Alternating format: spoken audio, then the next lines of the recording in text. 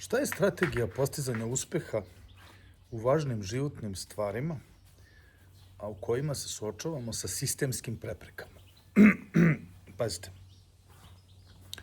mi govorimo sada o uspehu, u tome da ostvarite nešto što vam je važno u životu, a što vam vaša sredina ne dozvoljava, što vam ne dozvoljava društvo, što vam ne dozvoljavaju trenutni propisi, što vam ne dozvoljavaju ljudi oko vas, što vam ne dozvoljavaju norme u kojima živite. Na primer, čovek želi da promeni svoj život i želi da ode da živi na nekom drugom mestu, da izmesti svoj život.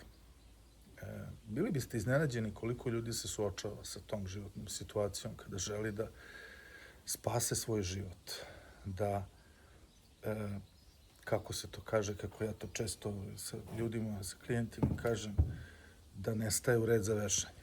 Jer svuda da imaš gomilu, svuda gde je masa, svuda gde svi idu istim pravilima, to je red za vešanje. Te stvari se ne završavaju dobro jer ti proćerdaš svoj život. I onda ljudi kažu, hoću da ostatak svog života provedem kvalitetno, hoću da recimo se preselim, da promenim svoj život.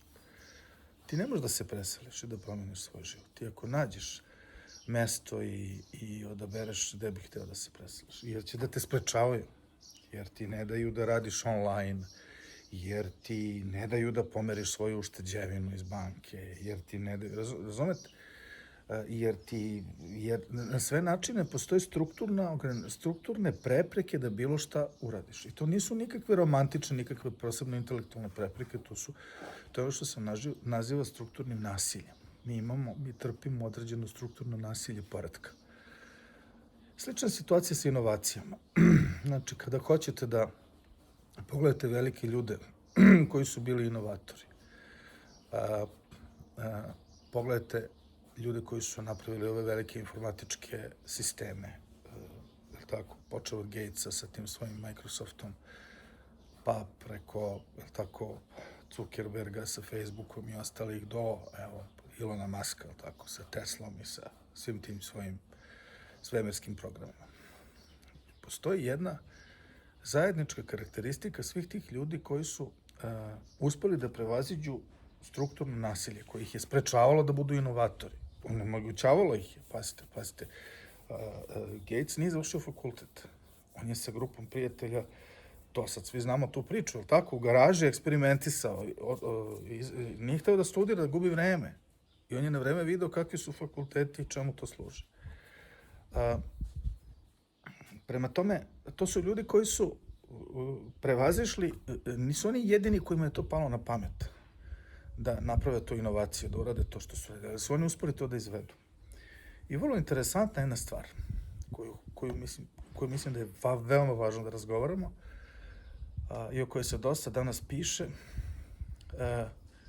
a to je da je veliki broj tih ljudi bili autistični. Dakle, bili su na onom spektru autizma, imali su značajne karakteristike autizma. I danas se sve češće govori o tome da su u stvari takozvani neurodivergentni ljudi, uključujući autistične ljude, sposobniji da prevaziđu strukturno ograničenje zato što imaju jednu specifičnu vrstu razmišljanja i odnosa prema stvarnosti. Međutim, to su osobine koje naravno mogu razviti i neautistični ljudi, koje mogu razviti svi ljudi, ali je specifično važno da se razume koje su to osobine i zašto su one prisutne kod tih ljudi.